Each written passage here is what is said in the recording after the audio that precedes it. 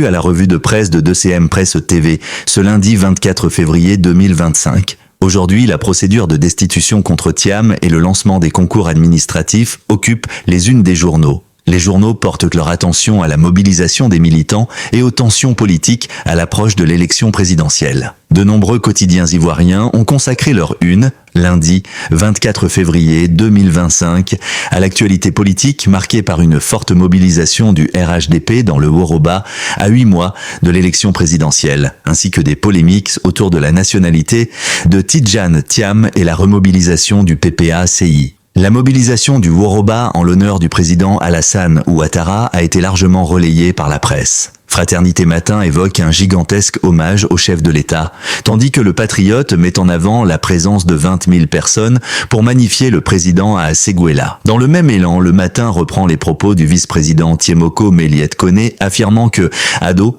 c'est le choix du meilleur pour l'avenir ». Par ailleurs, cette forte mobilisation est analysée sous un prisme politique. L'Avenir estime que, à 8 mois de la présidentielle, le Woroba met la pression sur Ouattara. De son côté, l'Expression parle d'un rouleau compresseur du RHDP en marche. Sur le plan du développement, la régionale met en avant les propos de l'ancien ministre Moussa Dosso qui souligne que, de 16% d'électrification en 2011 à 98% en 2024, le développement est une réalité, avec Alassane Ouattara. Le journal précise qu'il y avait plus de 25 000 personnes mobilisées à la place de la République de Séguéla. Dans ce contexte, l'essor rapporte l'appel de Zadi Djedje à Gbagbo et Thiam pour qu'ils s'unissent derrière Ouattara. Parallèlement, plusieurs journaux ont consacré leur une à la question de la nationalité du président du PDCI. Le Nouveau Réveil relaie la déclaration des hauts représentants du parti, affirmant que s'attaquer à la nationalité de Thiam, c'est s'attaquer à Houphouët-Boigny